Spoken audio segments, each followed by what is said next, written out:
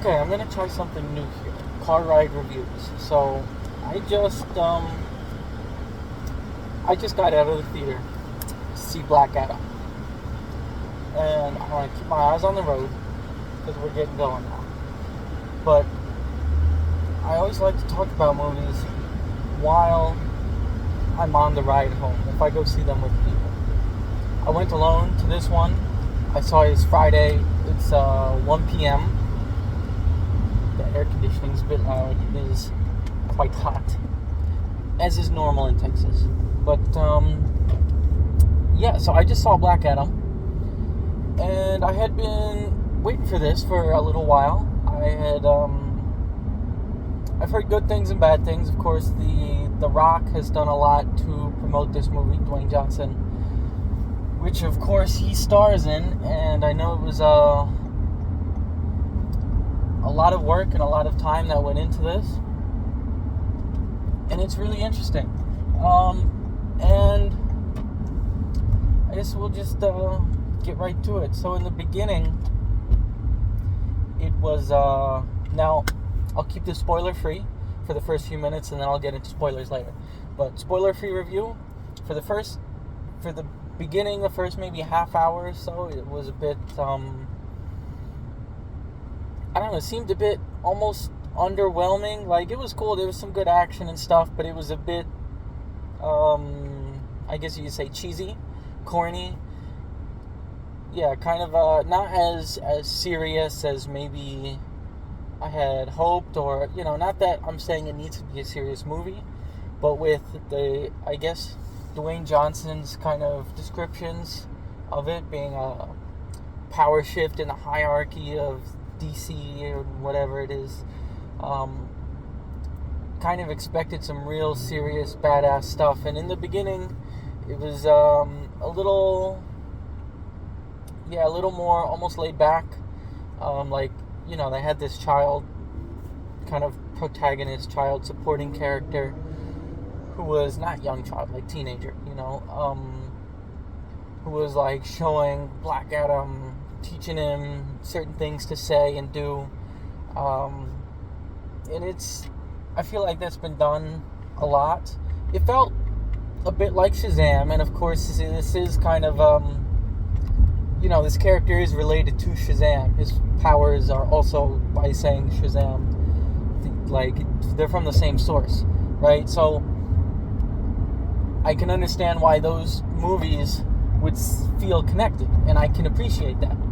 But at the same time, Shazam overall is a very lighthearted movie, and it's very funny, and I really like Shazam.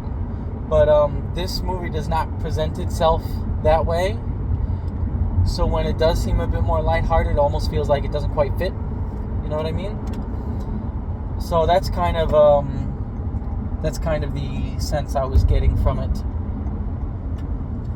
But then on the other hand, as the movie went on, I felt like it got better and better. So at the beginning, I thought maybe, this is kind of feeling like it's maybe a 6 out of 10, which is like, it's good, I enjoyed. I don't regret going to the movie theater to see it, especially since I saw it on such a big screen in a Dolby theater. But as it went on, I felt like it got better and better, more and more badass. The other supporting characters, the Justice Society characters. Dr. Fate was really cool, a character that I don't really know anything about. And I think it's fine. You can add in these characters, give them a quick explanation like they did in this movie. Just a quick, like, oh, who is this person? What do they do? Like, we're so used to seeing superheroes on screen now. There are so many that are filling movies and TV screens, and we're almost like kind of saturated with them. If everyone needed an origin story, it would be way too much, and you'd never get enough characters into the movie by that point. So I think it's fine, just have these new characters, explain who they are, what they do, good to go. So I like that, and I think that's kind of a good idea. And yeah, they were all really good. The younger characters, Cyclone and Atom Smasher, they were really good. Bro. this guy. Okay, you're good. This guy. Crazy drivers out here. But, yeah, so I was saying Atom Smasher and Cyclone, they were good. Like I said, Dr. Fate was really good.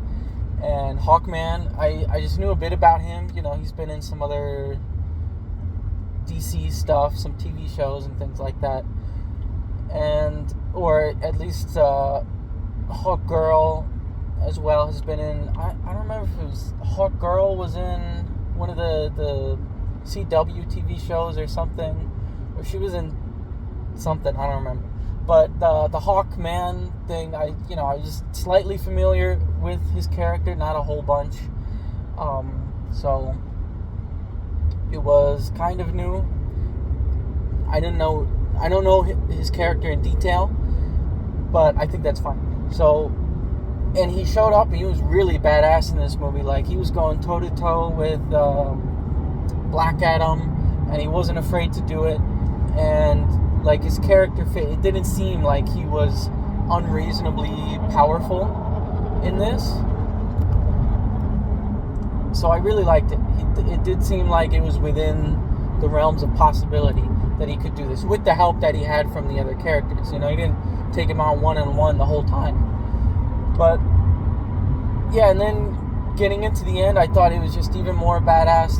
The kind of the story falls into place, and you understand all the stakes and everything that's going on. So it gets better as it goes. I think by the end, I think it's definitely, I would give it 7 out of 10 on my scale. So I think that's a really good movie. Definitely recommend it to people. It's not my favorite DC movie. It's not the best. But I do think it's really good. And I hope, and it does give you some things that I hope lead towards the future of DC. It does leave some crumbs that I think the whole shakeup that's going on at DC, you know, that for the last few years they've been like, they weren't sure if they were going to reboot everything or just make some more sequels, or what they were doing with certain characters and certain actors and everything. And I think this one kind of starts to give you an idea of hopefully where they're headed. And it's the first in like a series of movies with the new management over at DC Studios, and you know, where they're trying to go with this in the future. So yeah, that's it. Spoiler free. I'll get into some spoilers now. You've been warned. If you haven't seen it yet, which I'm sure you haven't, it's 1 p.m. Friday, the day it came out. So I don't know when I'm going to upload it, but that's the time that I saw the movie. So yeah, you've been warned. Let's get into some spoilers. Towards the end, well, let's start with the beginning. The beginning with what's his name? Ishmael, right? He was good, and I figured out pretty quickly, you know, he's the bad guy. It wasn't anything too secret. My very first inkling was I don't remember the character's name, the guy who dies right away. He was the one asking the woman, I don't remember her name either.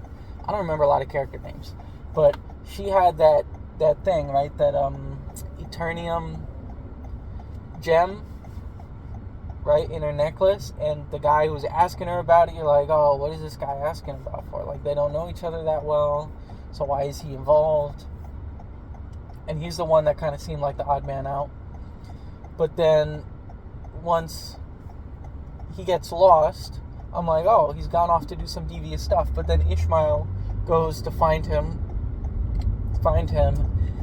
and then the guy dies, and then Ishmael shows up back again with the woman in a very creepy way. And it's pretty obvious that they're foreshadowing his villainy in this. And yeah, it was pretty, you know, simple foreshadowing storytelling with that character, so it wasn't a big surprise or anything, but it wasn't bad either. Like, you know, it was just kind of a standard movie trope. And yeah, he was a good character. You know, he wasn't the villain throughout the entire. Come on, guy, use your blinker. he wasn't the villain throughout the whole thing, right? So he just shows up, and yeah, he's a bad guy, but you don't realize he is so much the main antagonist, because of course Black Adam is an anti-hero. So the Justice Society, the heroes, are the ones that are fighting him for the beginning of the movie. And then they're like, oh, they're taking the boy away. What's going on? We gotta find him. We gotta save him. And Black Adam does have you could say, like, he has a soft spot for this boy. Because, his mother released him. And this boy is kind of helping him out, and he likes him. And I think, you get a pretty obvious sense that he reminds him of his son. Of course, that is the reveal that Black Adam is not the champion. The champion was his son. And Black Adam was the father who then gets the powers. And you don't find out until later on. But I think he said it in the movie trailer. He said, I was a slave, and then my son was killed, or something like that. So, I knew that was coming the whole time. And I was waiting for it. And they allude to it throughout the movie that, more happened in the past than they give off immediately. So that wasn't like a huge surprise, but it was, I wasn't, you're not quite sure of the details for a while there until you get closer to the end. And I think, so the boy from the modern day reminds him of his son, and so he has a soft spot, and they are willing to work together. It's tough, but they make it work in the end, and but then he agrees to lock himself up, which, is not the way I thought the movie was going. I still think this anti-hero, villain, protagonist movie genre is still kind of new. Like the Suicide Squad, I think it was like the first movie I know of that had like a true like villains were the protagonists, and I know like in the comics they're more anti-heroes as well and stuff, but it's kind of something newer with movies still, and there's been a few by now, but still when you're comparing them to the amount of superhero movies that are still coming out, it's not that much. So I feel like there's still, there's not as many expectations with this kind of movie, because you're like, who's the actual villain? Is one of the villains going to turn out to be a real villain, or is one of the heroes going to turn, or something like that? So, it was interesting, and I don't know why, but for some reason, I guess from the trailer, just a couple glimpses I saw of Dr. Fate, I thought he was, like, gonna be the bad guy, but he's like the really, really good guy. He's kind of saves the day in the end, because he knows how to make everything fall in place to make it all work out in the end. And yeah, I really liked Dr. Fate. He was a good character, and I think he was really well done. And yeah, and then the scene with Adam breaking out of the prison thanks to Dr. Fate, I thought was really cool. All the slow motion, and that's one thing I like about these DC movies in general. I think ever since Man of Steel, pretty much, maybe not Man of Steel, but maybe Batman v Superman, and especially Justice League and Aquaman and stuff, I think the DC movies in general are a bit more stylized, a bit more artistic with their cinematography and things like that. They look a bit more like something artistic that you'd see out of comic book, a little bit less grounded in reality, more almost fantastical. And I think that's good for DC to do that, to differentiate themselves. They're more stylistic, whereas Marvel has, early stages of Marvel were, trying to ground everything in reality. Now they're kind of really expanding, so things are changing. But I think, having everything set in like the real world, more or less, in Marvel, which I said, is less and less so these days. But I think DC has always been more stylized, and visually more artistic than the Marvel movies. So I like that. I think they should keep doing that to differentiate themselves and make their movies look different. I don't want them to just be a bunch of Marvel movies all over again. I want them to look different and feel different. That being said, Yeah, and then the last scene when Adam comes back, Black Adam defeats the villain, the demon guy Ishmael, who now has a devil body. I thought that was good, and it showed the other heroes working well together, and they accept, okay, you got to kill this dude, and they respected that, and they let Black Adam, do his thing. And then at the very end, after the stylized credits, they have the mid-credit scene. It's just that one scene, so if you left and you were afraid you didn't see more, don't worry, it's just the one mid-credit scene.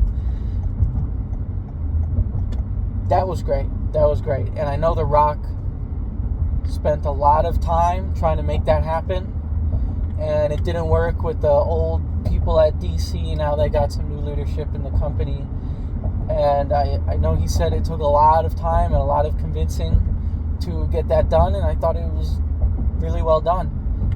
It was just short, but spoiler alert if you've listened to this far and haven't seen the movie, Superman shows up, Henry Cavill's Superman, which I think is great. I was so disappointed with what they're doing with Superman. Like, okay, maybe Batman v Superman and maybe Justice League weren't, the greatest movies ever. I really, really liked Man of Steel. I think it's great.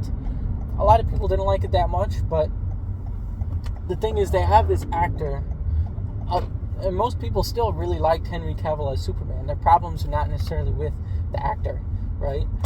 So the fact that they could get him back for this and make him Superman again, like DC's been like dropping the ball on him for a long time, and it's just been kind of annoying because you have this actor who is really well liked, and he's very good at playing this character, and he's really dedicated to it. He really likes playing Superman. He spends so much work getting in shape to play Superman. Like a lot of actors, they spend a month, 2 months, maybe if they're hardcore, like 4 to 6 months working out for a role. Before Man of Steel, he worked out for 11 months, like 6 days a week. Like, he's really dedicated to this role. He really likes playing Superman, and people like him as Superman. So for DC to just like flounder around with him for so many years is ridiculous. So I'm glad they finally, brought him back, and with the news that's going on now, it sounds like he will be in the future of DC with a Man of Steel sequel, like a direct sequel, and be featured again more prominently, and I really like that. So with that, if you've listened, thank you for listening. Let me know if you like this format, and I think it'll work better when I have other people to discuss the movie with. So we'll see how that goes, and thank you for listening. Bye.